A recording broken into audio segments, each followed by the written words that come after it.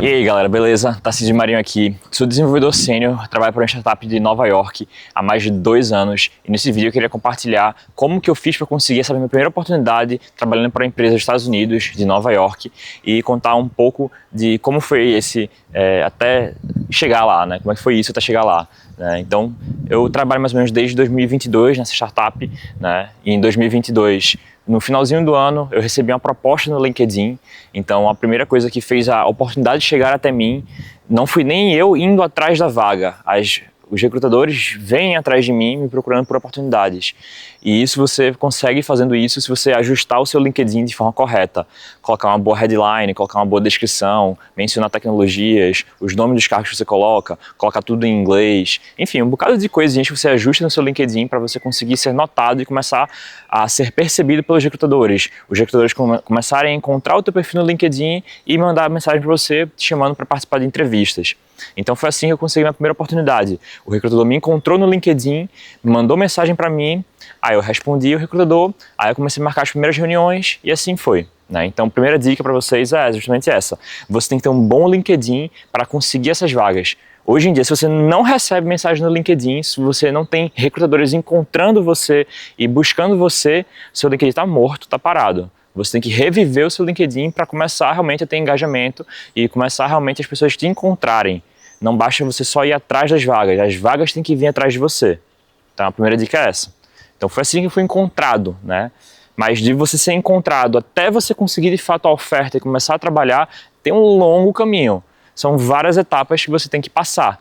O LinkedIn é a primeira delas, é uma delas. Então depois do LinkedIn, o que você tem que ter? A segunda coisa, um currículo. Então eu construí o meu currículo.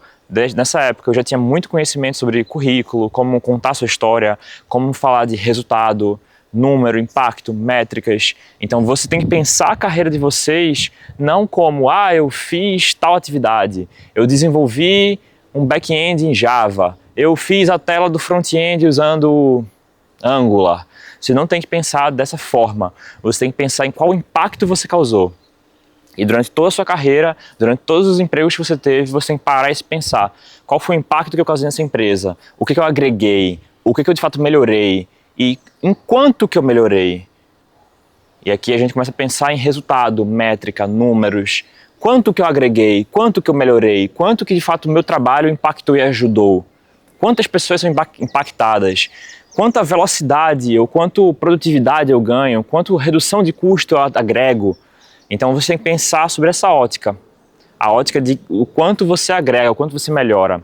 As empresas lá de fora estão buscando muito mais isso do que uma pessoa que seja só um programador, um desenvolvedor, um QA, um engenheiro de dados. Eles querem que você conte o que você faz, por que você é bom, o que torna você de fato bom. Né? Se você não conseguir demonstrar isso no seu currículo, nem na entrevista você vai chegar. Então você tem que ter um bom currículo. Então eu falei primeiro, né, de um bom LinkedIn, onde os recrutadores encontram você e mandam mensagem para você e chamando para entrevistas. Falei de ter um bom currículo que realmente conta a sua história, conta do seu impacto, do seu resultado, conta do seu achievement, fala em números, métricas, né?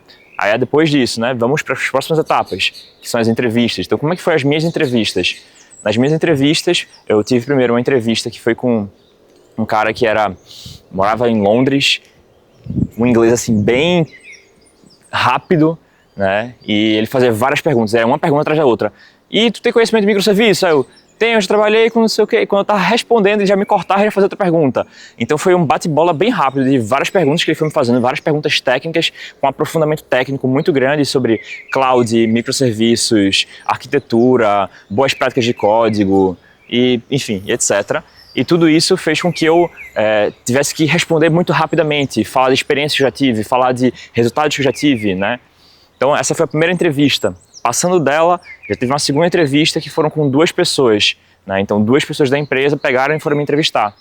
Nessa entrevista já foi uma entrevista um pouco técnica, mas também um pouco comportamental, falando sobre como é que é meu dia a dia, como é que eu trabalho, como é que eu penso a resolver problemas, qual é a minha linha de raciocínio para resolução de problemas, né? E tudo isso, além de várias perguntas técnicas também sobre a minha experiência técnica resolvendo problemas e com arquitetura, cloud, etc. Né?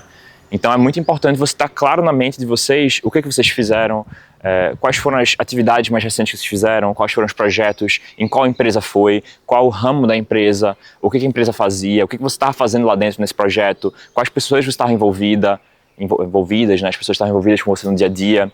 Então tudo isso ajuda você a ter uma clareza na hora de chegar na entrevista e não dar um branco, e não esquecer, e saber o que responder, o que dizer, né? Então foram mais ou menos umas 2, 3 entrevistas depois dessa, né, até que as últimas eu tive entrevista com o CTO, né, e depois com o CEO.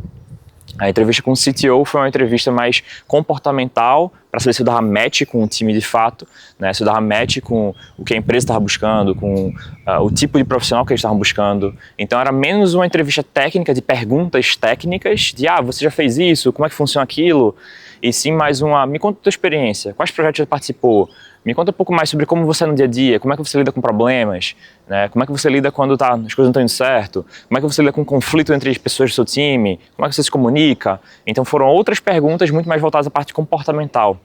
Então tanto a entrevista com o CTO quanto a entrevista com o CEO foram essas perguntas mais de cunho comportamental e cunho de soft skill, muito mais do que hard skill e de realmente conhecimento técnico, né? Então, depois dessa série de entrevistas aí, né, durou mais ou menos umas 2, 3 semanas de só entrevistas. Depois dessas 5, 6 entrevistas que eu tive, finalmente eu recebi minha oferta, né, e a oferta foi para trabalhar nessa startup, e eu estou trabalhando aí desde então. Então foi esse um pouco do passo a passo aí que me fez conseguir minha vaga na gringa. Estou trabalhando nessa empresa desde 2022, final de 2022, estamos em 2025, né, é uma startup do mercado financeiro, é a Dub, vocês não conhecem. E, cara, um pouco disso, né, que foi assim, dicas gerais para vocês prestem atenção no processo, prestem atenção no que a empresa de fato quer, lembrem da história de vocês, lembrem do impacto que vocês causaram, lembrem do que você de fato agregou, pense em como contar isso da melhor forma, como juntar a sua história com o que a empresa está querendo e fazer um match, né, do que você tem para oferecer, do que a empresa está querendo e dar esse match de fato, né? E cara, é isso, tem que se preparar, beleza? Então, é isso por esse vídeo. Obrigado pela presença, galera. Curte aí, dá um joinha, bota uns comentários aqui, eu vou estar lendo os comentários de vocês, de dúvidas, perguntas. E é isso. Até o próximo vídeo.